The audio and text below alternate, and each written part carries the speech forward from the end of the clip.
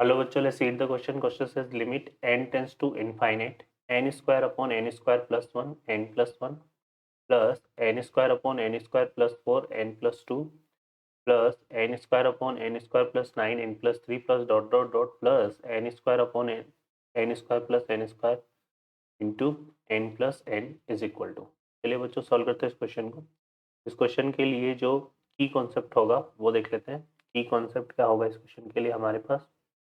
इस क्वेश्चन के लिए जो की कॉन्सेप्ट होगा वो होगा बच्चों हमारे पास की कॉन्सेप्ट.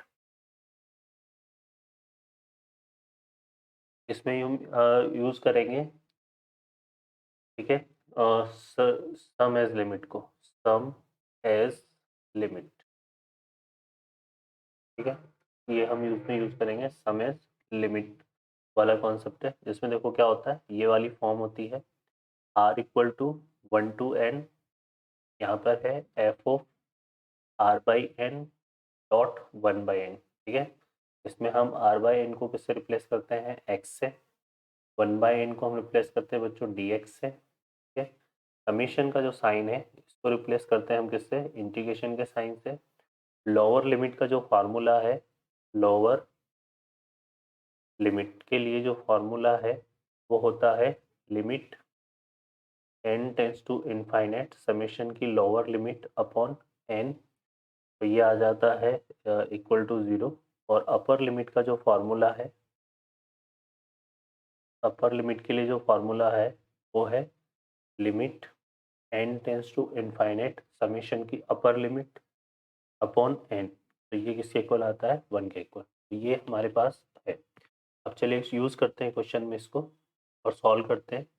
तो देखिए बच्चों, हमें क्या गिवन है, ये रिजल्ट दिया हुआ है हमें, है ना. तो इसको हम कैसे राइट कर सकते हैं? यहाँ पे limit n tends to infinite summation, यहाँ पे हमने यूज़ करा r equal to 1 to n, r equal to 1 to n. यहाँ पे n स्क्वायर सब में आ रहा है तो ये इज इट इज आएगा हमारे पास n स्क्वायर अपॉन यहाँ पर आ जाएगा n स्क्वायर. तो देखो बच्चों क्या आ रहा है, +1 फिर +4 फिर +9. तो ये आ रहा है हमारे पास r स्क्वायर के टर्म्स में. फिर आ रहा है यहाँ पे 1 + 2 + 3, तो इसको हम लिखेंगे n + r. तो ये हमारा बन रहा है. अब इसको सॉल्व करते हैं इस वाली फॉर्म में. तो ये हो जाएगा, देखो क्या, summation r equal to 1 to n.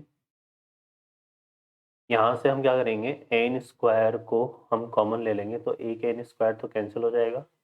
और यहाँ से भी एन को कॉमन लेंगे तो ये हमारा कुछ इस तरह से बनेगा 1 अपॉन एन अपॉन कितना आएगा बच्चों, ये 1 plus R square by N square. और ये हो जाएगा 1 प्लस आर बाई एन, ठीक है. अब इसके अकॉर्डिंग हम चलेंगे यहाँ पे. तो ये देखो लोअर लिमिट तो हमारी क्या हो जाएगी, क्योंकि 1 ही है यहाँ पे, तो ये 1 अपॉन एन आएगी तो 0 आ जाएगी. अपर लिमिट हमारी एन बाई एन इससे निकालेंगे तो वो 1 आ जाएगी. समेशन को इंटीग्रेशन में चेंज करेंगे, 1 बाई एन को डी एक्स से और आर बाई एन को हम एक्स से. तो ये हमारा कुछ इस तरह बनेगा.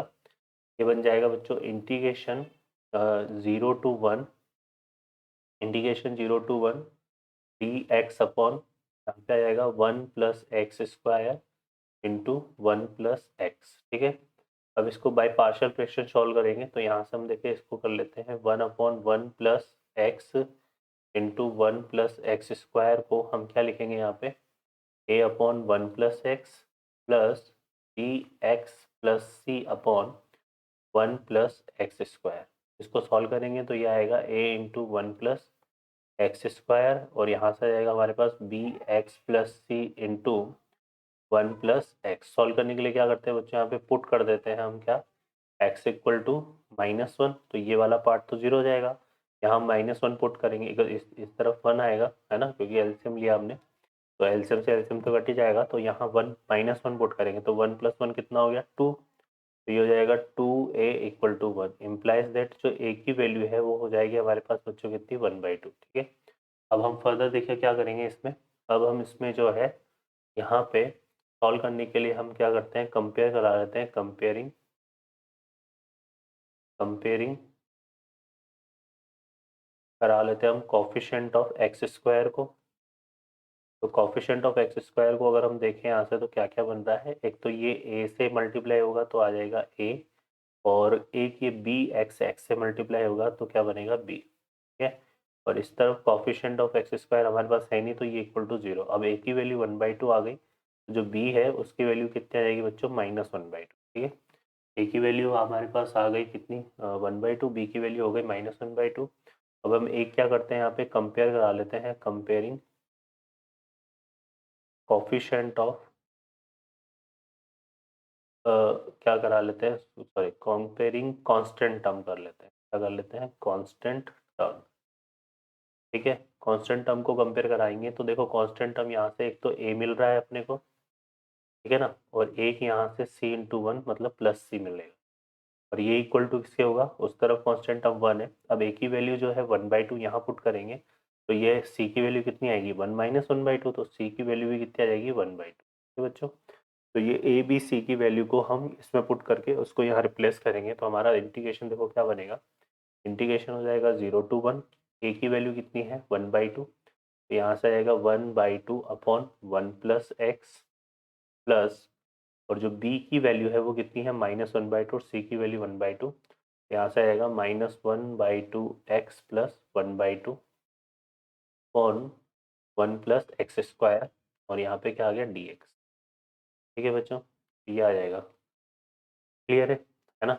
ये आ जाएगा हमारे पास कुछ इस तरह से। अब क्या करेंगे यहाँ पे, देखो ये 1/2 तो पूरे में से कॉमन आ जाएगा, तो यहाँ से 1/2 को तो हम ले लेते हैं कॉमन, ठीक है। और ये हो जाएगा इंटीग्रेशन 0 to 1 1/1 + x dx, और यहाँ से प्लस में से भी हम ऐसे कॉमन ले लेते हैं तो ये आ जाएगा हमारे पास 1/2 यहाँ से बाहर, और इसको हम जो है दो पार्ट में डिवाइड करेंगे यहाँ पे, है ना।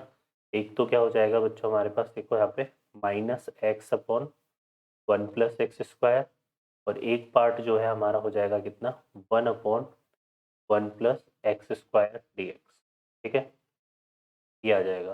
अब सॉल्व करते हैं तो ये तो क्या बन गया हमारा 1/2, यहाँ से आएगा ln mod of 1 + x, limit लगा देंगे यहाँ पे 0 to 1, यहाँ पे भी लिमिट आएगी 0 to 1।